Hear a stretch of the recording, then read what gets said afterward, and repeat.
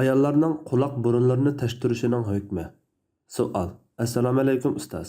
Ayollarning quloqini birdan ortiq tashtirishining hukmi nima? Toplarda quloq, burun tashtirish haqida e'lon tashviqotlar bor ekan. Musulmon ayollarning quloq tashtirishiga burundan odatimizda bor ish. Ammo burun tashtirishi bizning odatimizda yo'q. Hindiylarning odati deb bildim. Musulmon ayollar burun tashtirsa yoki shuning tashviqotini qilsa va boshqalarning burun tashtirishiga yordamlashsa bo'lamdi. Javob. Va alaykum assalom va rahmatullohi va barakatuhu. Barliq hamd sanolar Janobi Allohga bo'lsin. Durud va salomlar payg'ambarimizga, u zotning oila tavobatlarga, ashablariga va u zotga toki qiyomatgacha ergashganlarga bo'lsin. Shariatda qiz ayollarning yasinish va zinnatlanish ehtiyoji ko'zda tutilgan bo'lg'achqa, ko'pchilik olimlarning qarashida buvoq va cho'ng qiz ayollarning quloqlarini tashtirishiga ruxsat qilingan va buningdan kelib chiqadigan ozg'ina og'riq va ziyon yo'q hisobda sanalgan. İmam İbn Qayyim qizlarning quloqini tashtirishi harom deb qaragan İmam G'azali va İmam İbn Javziy qatorliq bir qism olimlarga buning joizligiga kishilarning shuni qildiganligini Allohning va Rasulining bilishi va ularning uni qilishini cheklamaganligi yetarlidir.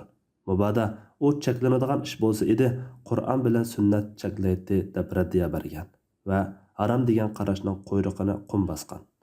Demak, payg'ambar sallallohu alayhi vasallamning zamonidan ta bugunga qadar buvoq va cho'ng qiz ayollarning quloqlarini tashtirishiga ruxsat qilinib kelgan.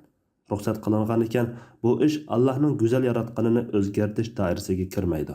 Buningga asosan har ikki quloqning ostidagi yumshiqi yoki usti tarafi bo'lsin, badanga ziyon yetmasa, qaysi yerdan tashtirsa bo'ladi.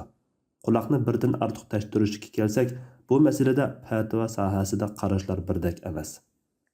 Ba'zi olimlar yashayotgan jamiyatda qiz-cho'kanlarning orasida quloqini birdan ortiq teshib zinnatlanish odat bo'lsa, birdan ortiq tashtirishning hukmi joiz. Chunki bir qatim tashtirish joiz bo'lgan ekan, ikkinchisimi zinnatlanish ehtiyojidan joiz bo'lishi kerak. Buni cheklaydigan dalil yo'q. Ammo qiz ayollarning orasida birdan ortiq teshib zinnatlanish yo'q bo'lsa, bu ortiqcha tashtirish behuda zaxmlash bo'lib cheklanadi deydi. Yana ba'zilar har ikki quloqning birdan ortiq yerini tashtirish ayrim ruxsatga muhtoj. Chunki shariatda odatdan tashqari ruxsat qilingan ishni chekidan oshirib qilishga bo'lmaydi. Birdan ortiq tashtirish quloqning suratini o'zgartirib etish va ruxsat doirasidan halqish bo'ladi. Buning ustiga bunday qilishda kofir va axloqsiz ayollarni do'rashnimi yo'q degili bo'lmaydi deb cheklaydi. Demisimi aslida quloqni tashtirish ruxsat qilingan doira bo'lgandan keyin yangidan bu odatni paydo qilmaslik. Odat umumlashib ketgan taqdirda quloqni o'tma-tush qilib salomatligiga ziyon yetkazmagan, axloqsiz ayollarga o'xshab qolmagan va ularni do'rimagan asosda birdan ortiq tashtirsa hech gap bo'lmas. Afzali ikkinchisini tashtirmay qisqushliq halqa taqilgan tuzuk. Butparast hindularga o'xshab olish niyatida bo'lmay, burunga halqa, hezmi salib zinnatlanish maqsadida burunni tashtirishni olimlarning ko'pchiligi quloq tashtirishga qiyosan joiz deb qaraydi. İmam İbn Abidin ba'zi yurtlarda bo'lganidek ayollar zinnatlanish uchun burnini tashtiradigan bo'lsa, bu quloqni tashtirishga o'xshash, ya'ni ruxsat qilinadi. Shafiiylarmi uni joiz deb qaragan degan. Shundoq, Shafiiy mazhab olimlarining bir qismi shunday qaragan. Yana bir qismi butparast hindularga o'xshab olish niyati bo'lmasa-mu, burunni tashtirish harom. Bu quloqni tashtirishga o'xshamaydi. Chunki quloqni tashtirish umum musulmonlarning urf-odati. Burunni tashtirish bo'lsa, butparast hindulardek ba'zi firqalarda zinnatlanish hisoblangani bilan umum musulmonlarning urf-odatiga zid bo'lg'achqa, ularning odati shar'iy hukmni bekitishda hisobga ilinmaydi deb qaragan. Albatta, Payg'ambar sallallohu alayhi va sallamning ko'rib cheklamaganligi jihatdan quloqni tashtirishga ruxsat qilingan. Ortiqcha desak, burunni tashtirish ruxsat doirasiga kirmaydi. Shunga burunni tashtirmaslik kerak.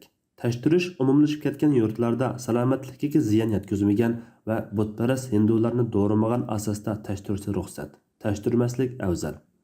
Undan boshqa qosh qapoq, kalpuk, til va kindi qatorliq a'zolarni tashtirib halqa taqash bo'lsa, badanni ortiqcha zaxmlantirish, ehtiyojdan ortiqcha zinnatlanish, axloqsiz ayollarni do'rash va kofir jamiyatlarda tarqalgan modalarga ergashganlik jihatdan cheklanadi.